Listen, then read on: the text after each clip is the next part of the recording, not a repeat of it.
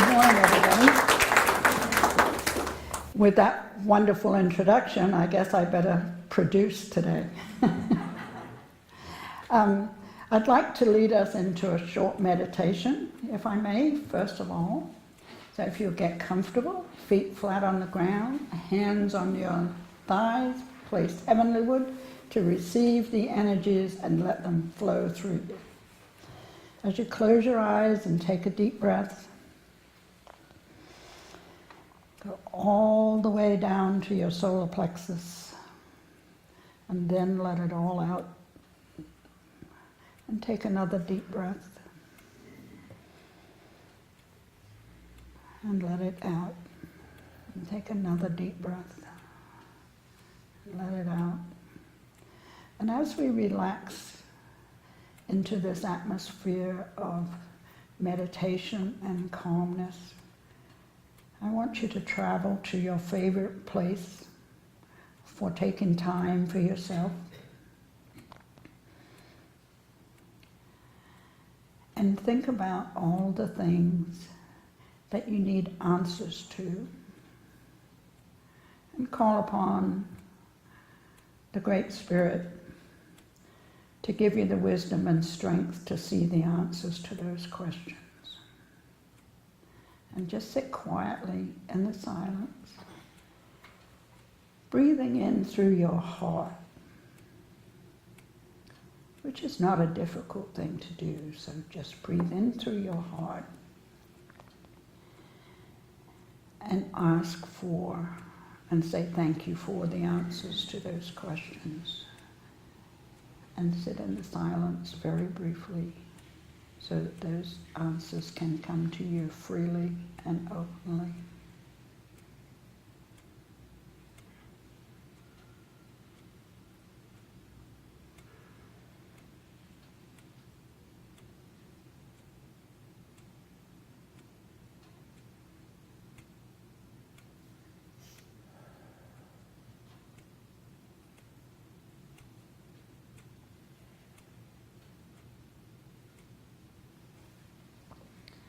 Now, in these brief minutes of silence and meditation,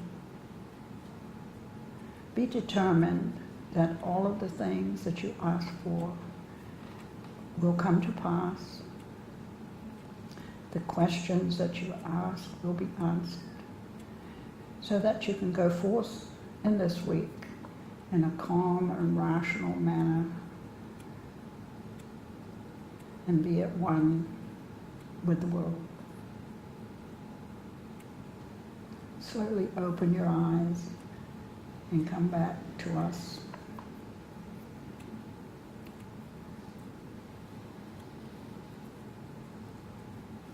Rested and relaxed and open to all new thoughts that are offered to you today.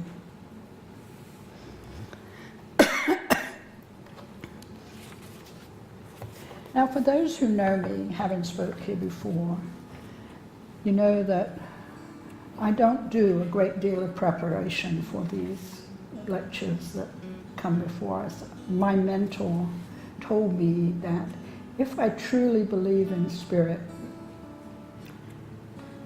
I would get the lecture that I needed at the moment I stepped up the steps of the platform. And for the most part, I do that as an introduction, but I always meditate. When Reverend Rosie called me, I meditated on the title. What do you want to speak about through me? And the answer was faith to action. Okay. Broad spectrum. What is faith to action about? Excuse me. And so then I start thinking, and we as a women's group at Harmony Grove, a few of us have been meeting for several years, and we study a book and we move on and study another book and move on. And one of the things that we're studying currently, and it's a lot of work because there are a lot of lessons, is The Supreme Philosophy of Man by Montefort. Now this is a book that's been out of print since 1977 and is only available from National Spiritualist Association or by copying copies that people have. But each of the lessons talk about something, one particular subject, and one of the lessons was faith. And another of the lessons was actions. So I decided I was going to go back to that to have some direction. And the other thing, one of the other Bibles that I have is James Allen's As a Man Thinketh. Now, my copy of As a Man Thinketh went up in ashes in May, as all of you know. So that I started thinking about that and said, okay, as a man thinketh, his faith is what counts. So a couple of weeks ago and the book, by the way, is hard to find. It's never been out of print since the early 1910, but it's hard to find. So I went to get some birthday cards, which are due, or were due, Friday and tomorrow. And I went to Barnes & Noble. No Hallmark store, Barnes & Noble. And I said, let me check. There was a copy of As a Man Thinketh. So I'm getting the feeling that I have to talk about all of these things, but Spirit did not give me the words or the paragraphs. And then I started rereading my lessons. And James Allen was an ordinary man. As a matter of fact, he was an engineer, okay? But he wrote several books on spirituality and philosophy. And As a Man Thinketh is a very small book, actually. There's 2 books in one here. And it's probably 70 pages and bears reading by everybody. But I want to quote this one. Each of us is always our own master, even in our weakness and most abandoned state. However, in a state of weakness and degradation, we become foolish managers. We become foolish masters and misgovern the household. When we begin to reflect upon our condition and to search diligently for the law upon which we are being established, we then will become wise masters, directing our energies with intelligence and fashioning our thoughts to fruitful issues. Such is the conscious master, and we can only thus become by discovering within ourselves the laws of thought, which discovery is totally a matter of application, self-analysis, and experience. And as you think about that, we're all here because we believe in spiritualism or spirituality or higher self or something out there greater than what we are. And we say we believe. And that, in one definition of the word faith, is our faith.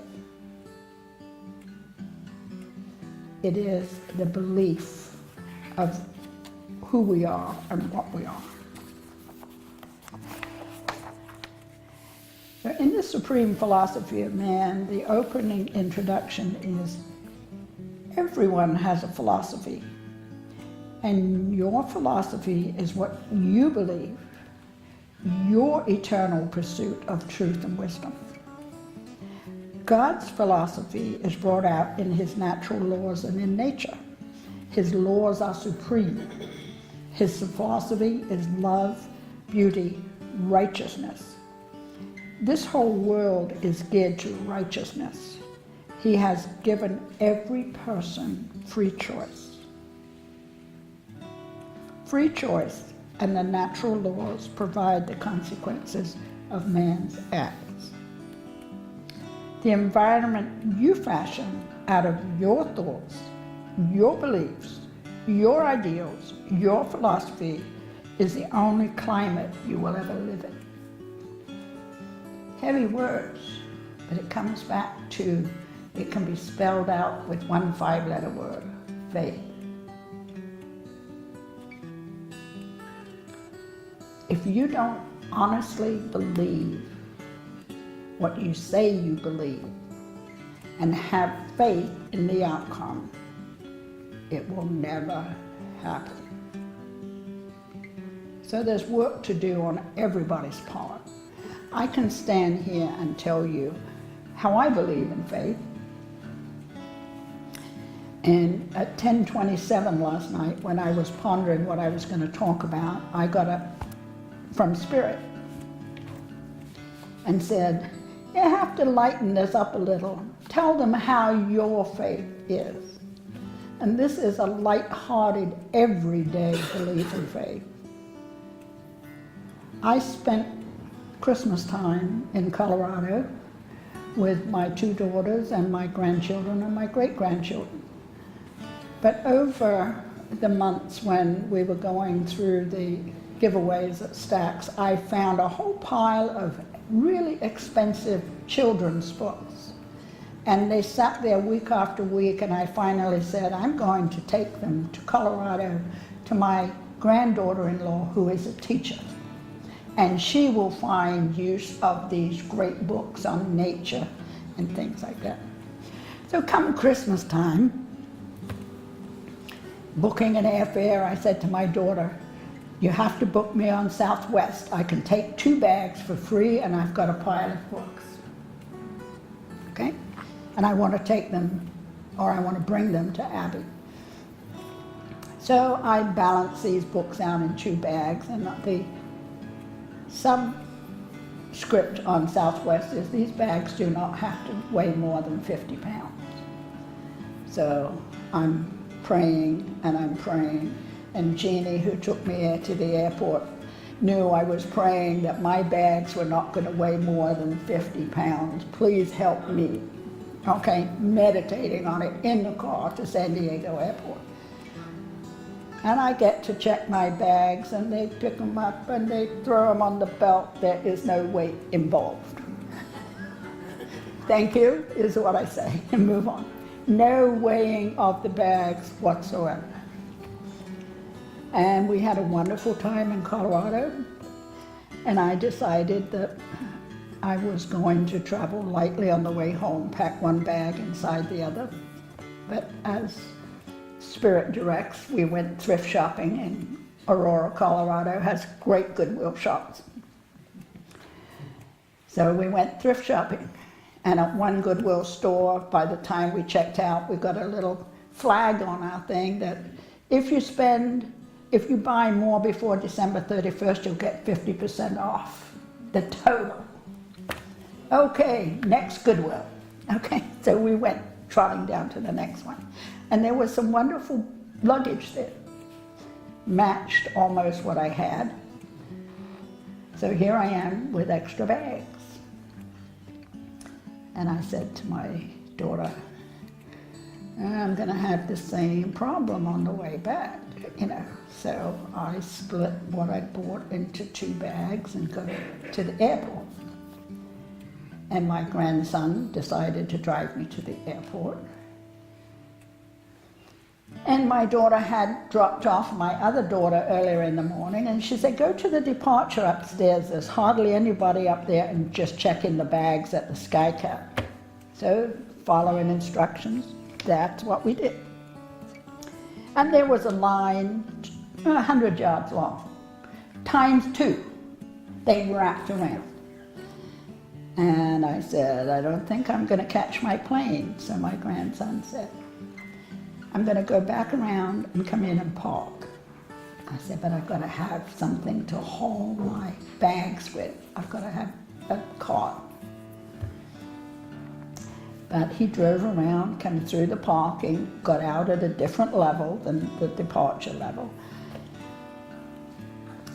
And probably not 12 feet away from the car, we found a parking spot right close to the entrance, Princess Parking, thank you. And not 12 feet away was a cart. Somebody had just dumped it and left it there. Now, anybody that travels know you have to pay for those things. $4 for 10 minutes in line really irritates frugal me, okay? So here was a cart that I didn't have to pay for, thank you. And we get up to the level, or we get across the road, and lo and behold, this line is much shorter. So the lesson there was that you have to have faith. Okay, we can take the steps necessary to do the things that we have to do. But if you don't have that faith behind it, it will turn out correctly.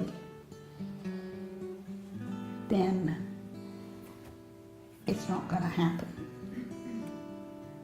So faith can come in a multitude of ways. But the basis to faith in regard to your belief is the fact that you do have to believe it. And you have to spend your life believing it. But by the same token, you just can't sit on your tush and say, well, I believe, okay? And it's all going to come to me. It's all going to come. Not going to happen. You have to put some work into it. And that's where the action comes in. Faith is not worth a plug nickel unless you do something with it. And it's up to you as an individual to do something with it. And those are the things, and this is what I quote from the chapter on faith. Those are the things that you really have to consider.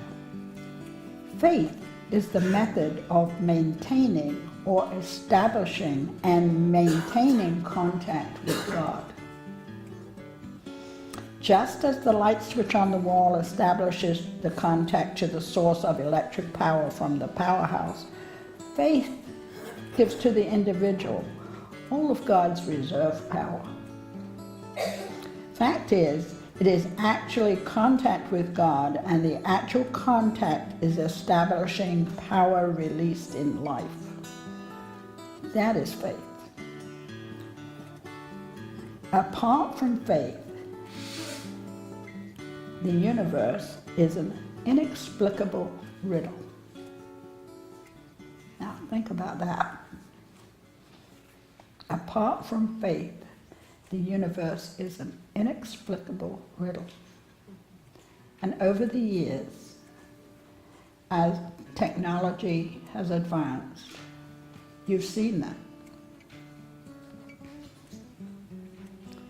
How can the Hubble telescope take those fantastic pictures of the universe? How are we on a solid comet or planet existing when all of this exists in the universe as energy? And that's all it is. It's energy in various forms or other. But you have to have faith that what the Hubble telescope is telling you is true. You may think about it, but you have to accept that it's true. It's out there. They've taken pictures. There's nothing that you can shoot down with a BB gun. It's hundreds of miles. Those energy pockets are hundreds of miles tall.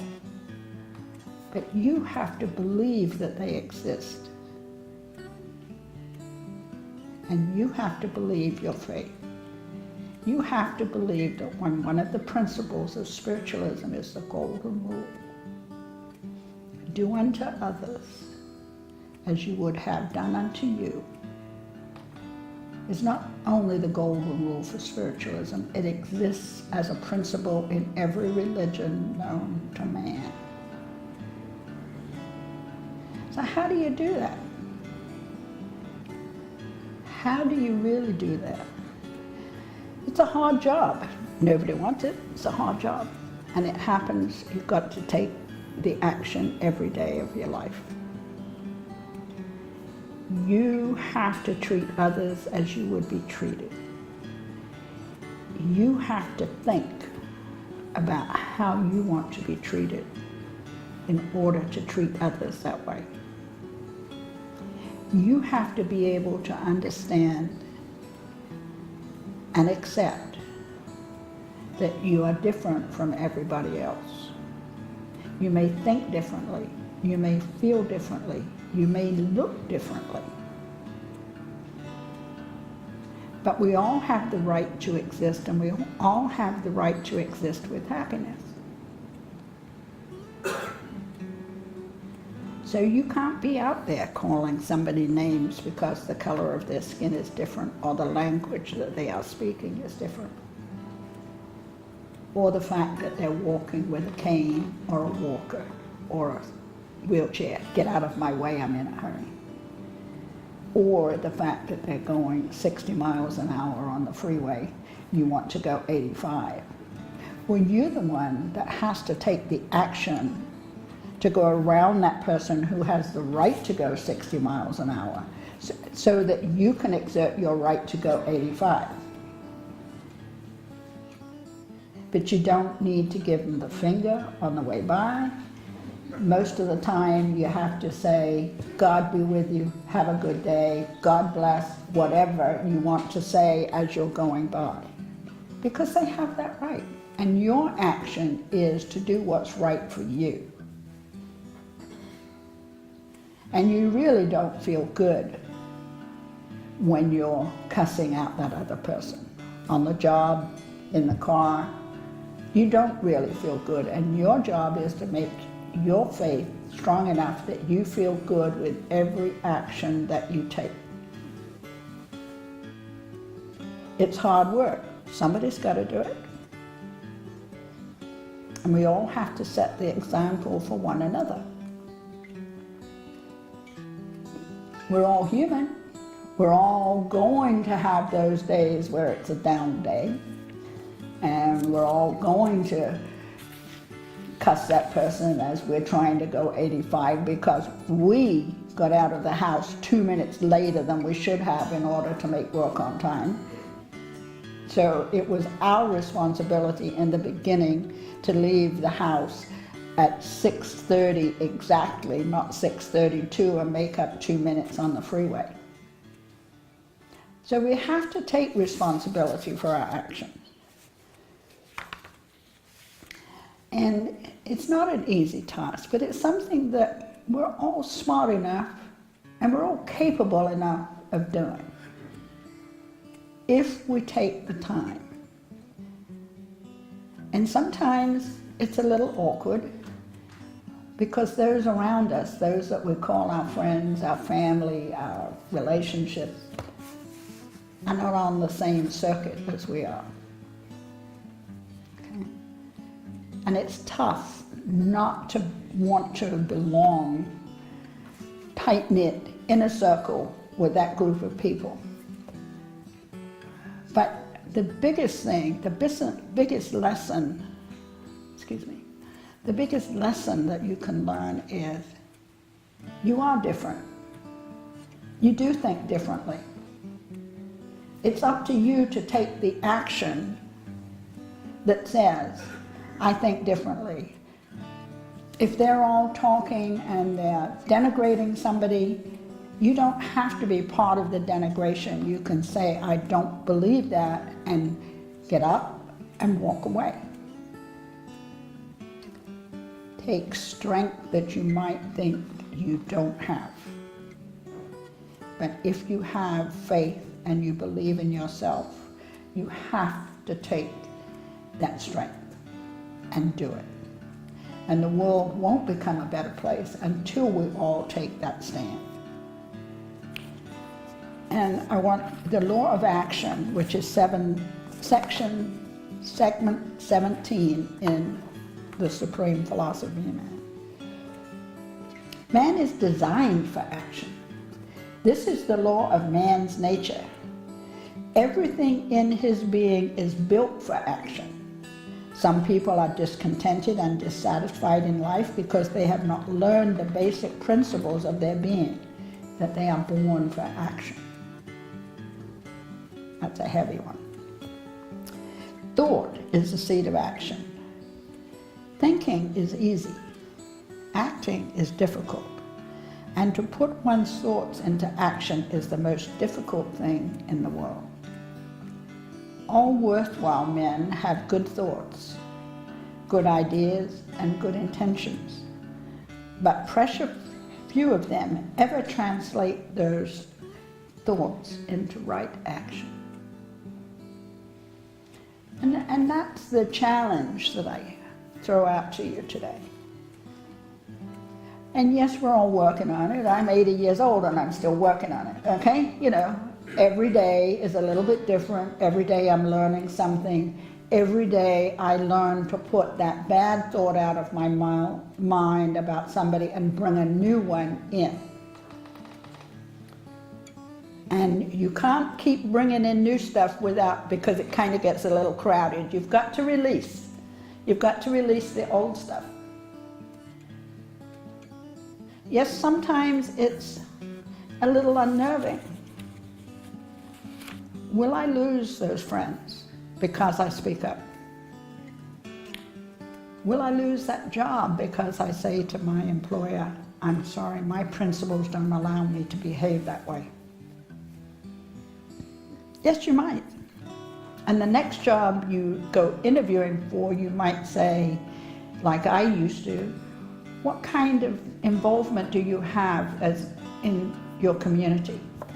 As somebody who hires people in this community, what do you give back? And if they looked at me as though I was a weirdo, thank you for your time. The interview was great, and I'll walk out. Okay. It took a lot of strength to do that. But thank God I had the talents and the work that I did that enabled me to be able to do that. And it meant that even on the job, I had to be the best that I possibly could because I had a reputation to uphold and the ability to walk out when things really weren't kosher. So the challenge to you today is think about those things. Do you really want to be the person that you hope to be? Do you really want to be the person that everybody can admire and say, I really admire what they're doing? Or do you want to be part of the throng that goes along because everybody else is doing it? And me personally, this is a personal choice that I made. I want to be me. And I want to be, yes, I have a little bit of ego. Yes, I want to be admired for being me. But it takes a lot of work to be me. And I have a few more years. I'm hoping to be a better me. And I'm hoping to challenge you all to be better me's. And with that, I say, God bless. Thank you for letting me serve.